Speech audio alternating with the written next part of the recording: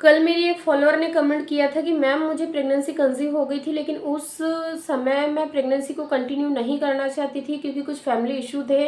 इस वजह से मैंने जो प्रेगनेंसी को अबॉर्ट करा दिया और अब मुझे प्रेगनेंसी नहीं हो रही। मैम ऐसा क्यों हो रहा है? देखिए डियर, कई बार ऐसा होता है कि जाने अनजाने हम नहीं चाहते हैं कि हमारे साथ ऐसा हो, लेकिन ऐसा हो जाता है। आपकी कुछ मजबूरियाँ थी जिस वजह से कि आपने प्रेगनेंसी को कंटिन्यू नहीं किया, आपको मेडिसिन का इस्तेमाल करना पड़ा। लेकिन आपको इस बात की ग्लानि अपने मन में नहीं रखना है कि मैंने मेडिसिन खा ली थी, शायद इसी वजह से अब मुझे बेबी कंसीव नहीं हो रहा है। अगर नहीं हो रहा है तो आपको यहाँ बिना देर करे डॉक्टर से ज़रूर मिलना चाहिए। एक अल्ट्रासाउंड करके देखना चाहिए कि कहीं आपको सिस्ट वगैरह तो नहीं है, क्योंकि आजकल पीसीओडी सिस्ट होना बहुत ही ज़्यादा कॉमन हो गया है। हर दूसरी महिला को पीसीओडी हो रहा है, हर दूसरी महिला को सिस्ट हो रहे हैं।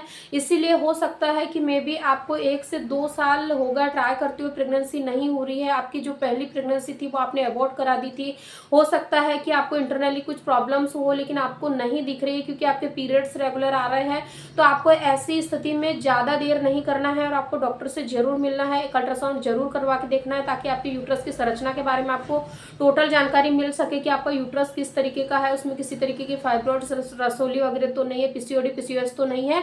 अगर आप इस तरीके से करते हो तो आपको क्लियरली पता चल जाएगा। अगर ये सारी रिपोर्ट्स आपकी नॉर्मल आ जाती है तो इसके आगे भी आपको कुछ टेस्ट वगैरह करने के लिए कह सकते हैं, वो जो कि आपको डॉक्टर स्वयं ही बताएंगे। तो इस तरीके से आपको अपने ऊपर किसी भी तरीके का गिल्ट फील नहीं करना है, आपको ये सारी चीज़ें करना है। तो मे बी आपको 2 से 3 महीने के अंदर ही आपकी जो प्रॉब्लम्स है उसका सॉल्यूशन भी मिल जाए और आपको प्रेगनेंसी भी हो जाए। Thank you.